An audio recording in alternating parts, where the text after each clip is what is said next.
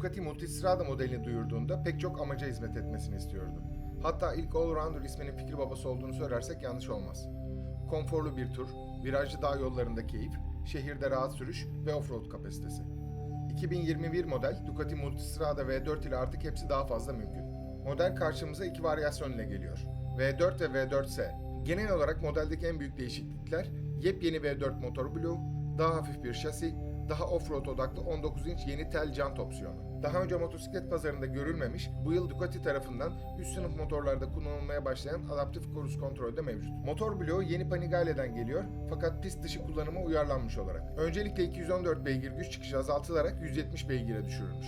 Fakat bu güç günlük kullanıma uyarlanarak 10.500 devir dakikada Panigale ve Street Fighter'a kıyasla çok daha alt devirlerde geliyor. 170 Nm tork da 8.750 devir dakikada hizmetinizde. Ayrıca rutin servis aralığını uzatmak için Ducati'nin imzası haline gelmiş valflerde tercih edilen dezmotromik harekete sahip sistem genel olarak tüm motorlarda bulunan yaylı sisteme geri dönmüş. Fakat belirtmeden geçemeyeceğim. Ducati 40 yıldır Desmo'dan ilk defa vazgeçiyor. Bu sayede motosiklet endüstrisinde görülmemiş 60.000 kilometrelik valve servis aralığına kavuşmuş. Evet, yanlış duymadınız, 60.000 kilometre. Motor bloğunun bor alanı uzatılarak 81 mm'den 83 mm'ye çıkartılmış. Bu da motor hacminde toplamda 55 cc'lik artış sağlayarak 1158 cc büyüklüğe ulaşmasını sağlamış. Multistrada'nın bloğu Panigale ve Street Fighter'dan 1.2 kilogram daha hafif ve 8.5 santim daha kısa. Böylece diğer spor modellere göre 46 mm yerden daha fazla yükseklik kazanarak toplamda 220 mm yerden yükseklikle offroad kapasitesi arttırılmış. V4 bloğunun ürettiği ısı ile baş edebilmek için bloğun önünde yer alan çift silindire kanatçıklar eklenmiş ve ısının sürücüden uzaklaştırılması sağlanmış. Bloğun arkasında yer alan iki silindir ise motor devri stabil ya da düşme eğiliminde olduğunda ve güce ihtiyaç kalmadığında silindirlerin yakıtı kesilerek hem tasarruf etmesi sağlanmış hem de ısı üretmesi engellenmiş. Bu tip üst model bir motosikletten bekleyeceğiniz gibi hem yukarı hem aşağı debriyatsız vites değiştirme, quick shifter ve otoblipper mevcut. Kontrol düğmelerinde gece saatlerinde yapılacak sürüşler için arkadan aydınlatmadan unutulmamış. Motorda teknolojik anlamda büyük gelişmeler var.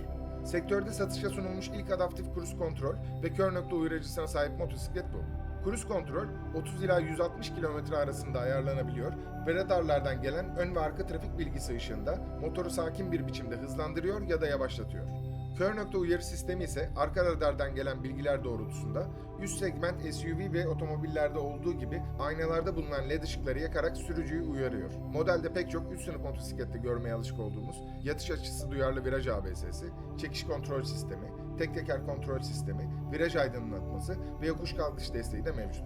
Sürüş modları spor, tur, sokak ve enduro. Yeni modelde ayrıca 6.5 inç TFT ekran mevcut. Offroad kapasitesindeki artışı mümkün kılan önemli gelişmeleri tek bir başlık altında incelersek, opsiyonel olarak sunulan önde 19 inç tel jant ve arka tekerleğin genişliğinin azaltılması, öne doğru kavislendirilmiş aynalar sayesinde ayakta sürüş sırasında kolların aynaya çarpmasının engellenmesi, ayak peklerinin genişletilerek offroad botları ile kullanımının mümkün olması, titreşimi azaltmak için kullanılan kauçuk parçanın peklerden alet edevata gerek olmadan sökülebilmesi, motor bloğunda gerçekleştirilen boyutsal değişiklik ile 220 mm yerden yükseklik kazanması ve hem hava filtresinin hem de egzozunun yükseltilerek sudan geçme kapasitesinin artırılması. Yakıt hacmi 22 litre ve normal kullanımda 100 kilometrede 5,5 litrelik tüketim oldukça iddialı. Modelde Brembo M50 stileme fren sistemi kullanılmış. Önler 330, arkalar 265 mm'lik disklere sahip. Opsiyonel olarak seçilebilen arazi paketinde Pirelli tarafından Ducati ile birlikte bu model için özel olarak geliştirilmiş Pirelli Scorpion Trail 2 lastikleri sunuluyor.